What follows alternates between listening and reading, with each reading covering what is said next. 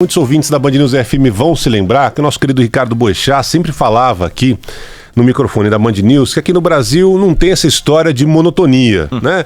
Se pegarmos aí as capas dos principais jornais da Finlândia, da Noruega, né? As manchetes teoricamente são sempre leves, amenas, probleminha aqui, pequenininho, um problema menorzinho ali. Aqui não. Aqui sempre são tragédias, né? Manchetes que levam ali a corrupção, a impunidade, né? Complicações na economia. Mas eu vou te falar que essa história que está repercutindo muito nas últimas horas, desde ontem, confesso para você que surpreendeu. Surpreendeu, o mínimo para dizer, né?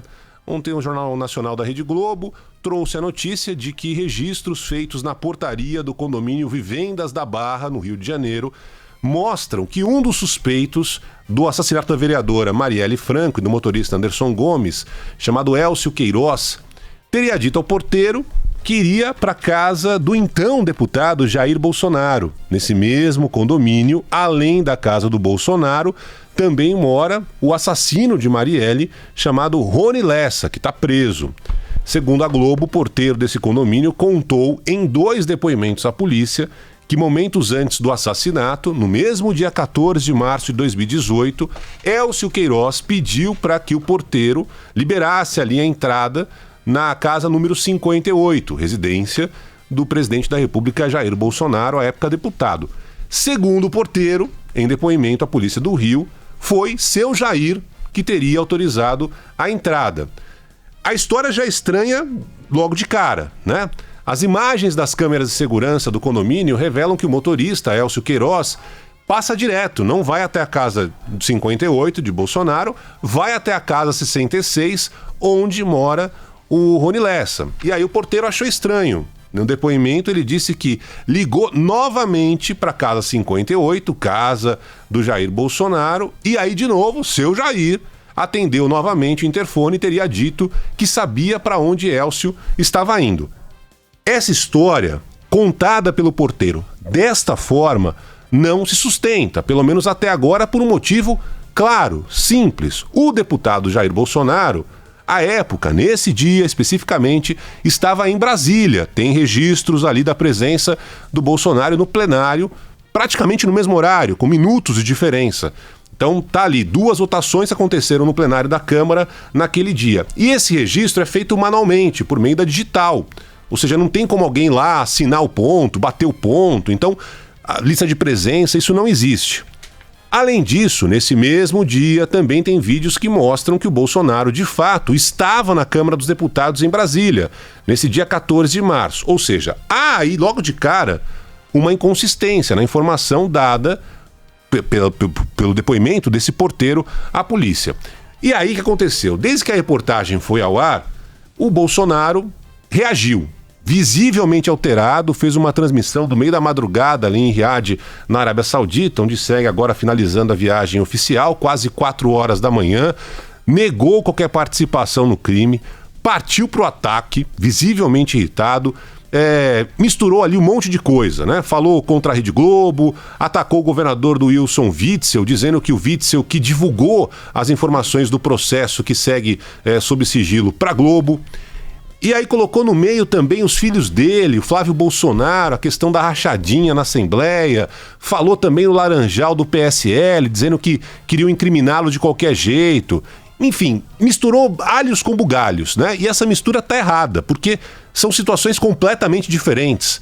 O que está se investigando do senador Flávio Bolsonaro com Queiroz na Assembleia Legislativa do Rio de Janeiro é uma situação ali de corrupção clara, envolvendo a rachadinha. A outra história é o Caixa 2 do PSL, o Laranjal, em Minas Gerais, no Recife, em São Paulo, eventualmente, né? E a outra história é uma história muito mais grave, muito mais absurda, que envolve o assassinato de 2 pessoas, da Marielle Franco e do Anderson Gomes. Ou seja, não é corrupção, não é rachadinha, não é desvio no Laranjal do PSL, não é nada disso, é assassinato, né? Também nessa live, ele lembrou novamente a história da facada que levou durante a campanha eleitoral, reclamou que as investigações não chegaram a quem deveria de fato chegar, que é quem pagou pela defesa do Adélio Bispo, autor da facada, que hoje cumpre pena em um hospital psiquiátrico, e no final de tudo pediu desculpas, admitiu que estava alterado. A Globo mandou nota, dizendo que não fez patifaria nem canalice, revelou a existência do depoimento do porteiro e das afirmações que ele fez.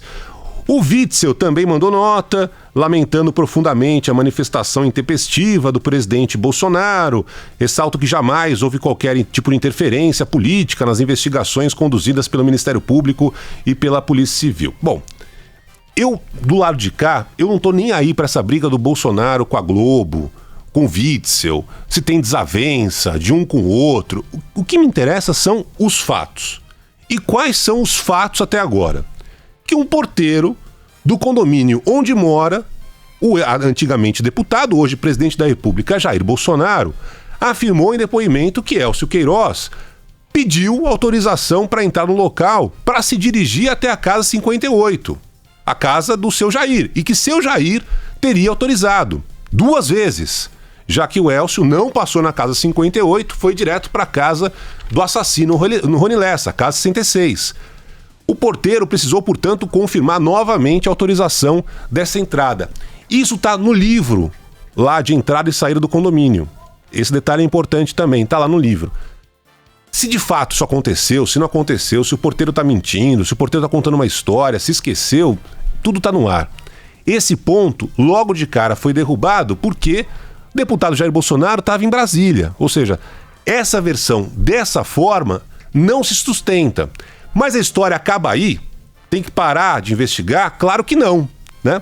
Se de fato alguém da casa 58, seja quem for, autorizou a entrada nesse condomínio do assassino, esse condomínio da Barra, quem foi? Se não foi o Jair, que estava trabalhando em Brasília, quem teria autorizado a entrada desse assassino por lá?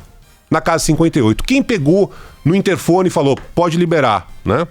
Tem alguns sistemas hoje em dia que você consegue por meio remoto, você não precisa estar necessariamente na casa. Conheço condomínios assim, o pessoal liga, vai no telefone celular, a pessoa no telefone celular, distante da casa, autoriza, falou, pode liberar a entrada. Se não tiver ninguém na casa naquele momento. Se não tiver ninguém na casa naquele momento, toca no telefone celular indicado ali no claro. Condomínio. Não estou falando que é isso que aconteceu, estou falando que hoje tem sistemas capazes de fazer esse tipo de ligação.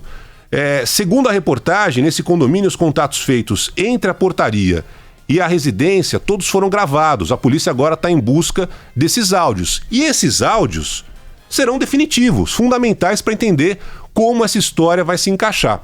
Ontem, em um dos desabafos do presidente Jair Bolsonaro nessa live, ele inclusive fez insinuações de quem estaria na casa dele. Vamos ouvir aí. O porteiro ligou para minha casa na quarta-feira, ou teria ligado, né? 17h10, ele falou com um homem com voz parecida com a minha. Raramente a minha esposa recebe parente ou amigo na nossa casa quando estou fora de Brasília. Querem botar uma dúvida ainda no tocante a isso? Que poderia ter algum problema com a minha esposa? Pelo amor de Deus, quem vocês pensam que são? Tá aí o Bolsonaro insinuando que teria um outro homem na casa dele nesse momento. Enfim, aí já começou uma outra história, né? O fato é o seguinte, tem que investigar. O porteiro pode ter se confundido ali na hora de prestar depoimento, o Bolsonaro inclusive falou sobre isso, também tem que apurar. O porteiro quer armar uma história, quer prejudicar o presidente da República, né? Que se apure também, porque a história é muito estranha. E nesse momento as peças definitivamente não se encaixam, mas é fundamental que tudo seja apurado. Nem que seja para chegar à conclusão de que se trata de uma enorme coincidência, o que nós já sabíamos que até então era só uma coincidência, que o assassino da vereadora Marielle Franco era vizinho do presidente da República, no mesmo condomínio. Digamos que a relação pare por aí, que coincidência, mas para por aí. E vou além. Tem muita gente que fica aí comentando sobre as fotos de Bolsonaro com os assassinos da Marielle, como se isso fosse uma prova de que Bolsonaro possa ter culpa no cartório. Não é por causa de uma foto, tampouco por causa de uma declaração que não está ali batendo, que ele pode ser incriminado. Não é só isso que basta. Eu tiro um monte de fotos com queridos ouvintes da Band News FM e fico muito feliz com isso, que eu não conheço, né? Vamos tirar uma foto, Barão? Pô, um prazer, vamos tirar uma foto. Imagina um candidato à presidência da República que durante muitos anos foi deputado no Rio de Janeiro. Então, não dá para você acusar ninguém porque tirou foto, não dá para você acusar ninguém, por mais louco que possa parecer, que é vizinho. Então, você precisa ter mais provas para apontar o dedo. No tribunal da internet, foi um festival de condenar e absolver. E a última coisa que deveria ser feito num caso gravíssimo como esse, em que uma vereadora e um motorista foram assassinados, é ter torcida organizada, militância por ideologia política. Na live que fez, depois da entrevista que deu à Band, Bolsonaro disse que vai chegar ao Brasil, que vai procurar o delegado da Polícia Civil para prestar todos os esclarecimentos. E é bom que faça isso mesmo. Nesse caso específico de uma investigação envolvendo o presidente da República, o Supremo Tribunal Federal deve ser consultado, algo que o Ministério Público já fez, do Rio de Janeiro, e ainda aguarda uma definição do presidente do Supremo Tribunal Federal, Dias Toffoli, sobre como proceder. É possível que o Supremo peça a abertura de inquérito, já que se trata do presidente da República, mesmo que à época ele não era o presidente da República, não era só o candidato. Agora há pouco chegou a informação de Riad que o Bolsonaro pediu para o ministro da Justiça, Moro, chamar o porteiro para depor, pedir Polícia Federal chamar. E não é esse o papel do presidente da República. O presidente da República, nesse momento, tem que se mostrar claro, transparente. E sereno, né? Sereno, né? Baixar a bola. Olha, tá aqui, não tenho nada a ver com isso, não tenho participação nenhuma, estava em Brasília no dia, convenhamos. É um álibi desse tamanho, né? Não tem esse sistema de ligar para o celular, não, é só no interfone mesmo, como era antigamente, da portaria para casa. Não tinha ninguém na minha casa nesse horário. Enfim, justificar ali, mostrar. E até agora, todas as provas, sim, estão ao lado do presidente da República. Tem a declaração de um porteiro de uma história que não está batendo, principalmente porque ele fala que seu Jair que atendeu o interfone. Seu Jair não estava no Rio de Janeiro. Então, mas não é papel do presidente falar para o ministro, convocar a Polícia Federal para o porteiro dar um depoimento? Como assim? Não é assim que a banda toca. Não deveria ser assim que a banda toca. Repito, a investigação é fundamental. Tem de fundo, apurar tudo, de forma técnica, sem qualquer viés político. Mas o que se tem até aqui, até esse momento, está longe de ser uma prova que possa incriminar o presidente da República nesse terrível assassinato. Agora, se a investigação identificar qualquer relação, de novo, do presidente com o assassinato da Marielle, vai ser um escândalo internacional. Dimensões, consequências gravíssimas que nesse momento não é possível de prever. Por outro lado, se nada for confirmado, se essa história tiver sido inventada, pode ter um efeito semelhante à facada que o Bolsonaro tomou durante a campanha eleitoral, com a impressão de que se trata de uma agressão gratuita ao presidente da República. E aí ele poderá sair ainda mais fortalecido dessa história toda. Daqui a pouco a gente vai voltar a esse assunto aqui na Band News FM. Vamos lá.